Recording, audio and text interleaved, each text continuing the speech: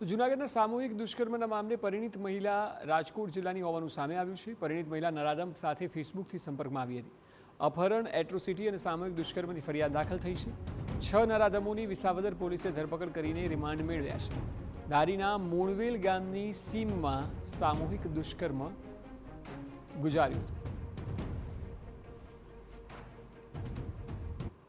ફેસબુકના માધ્યમથી એકબીજાના સંપર્કમાં આવેલા, ત્યારબાદ નંબરની આપ-લે થયેલી અને આ આરોપીએ તેને વિસાવદર મળવા બોલાવતા અને તેને ધારી તરફ જતા રસ્તા પર બાઇકમાં બેસાડીને લઈ જઈ રહ્યો હોય તેવા સમયે આ પરણિતાએ વિરોધ કરેલો કે બંનેને મળવાની વાત વિસાવદર થયેલી અને ક્યાં લઈ જાય છે। તો આ આરોપીએ તેને ધમકી આપેલી અને તેનું અપહરણ કરી ધારી તાલુકાના મોણવેલ ગામની સીમમાં લઈ ગયેલો, જ્યાં પહેલેથી અન્ય 5 શખ્સો હાજર હતા।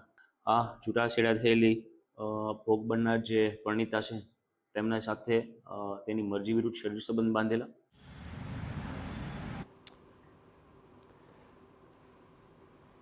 તો આખા મામલે 6 લોકોની ધરપકડ કરવામાં આવી છે અને તેમના વિરુદ્ધ કાયદેસરની કાર્યવાહી પોલીસ પ્રશાસન દ્વારા હાથ ધરવામાં આવી છે।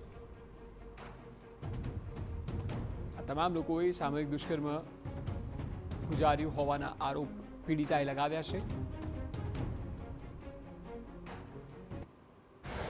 વિસાવદર પોલીસ સ્ટેશનમાં એક પરિણીત મહિલા સાથે સામૂહિક દુષ્કર્મ ગુજારવામાં આવ્યું તેમની એક ફરિયાદ દાખલ થઈ છે।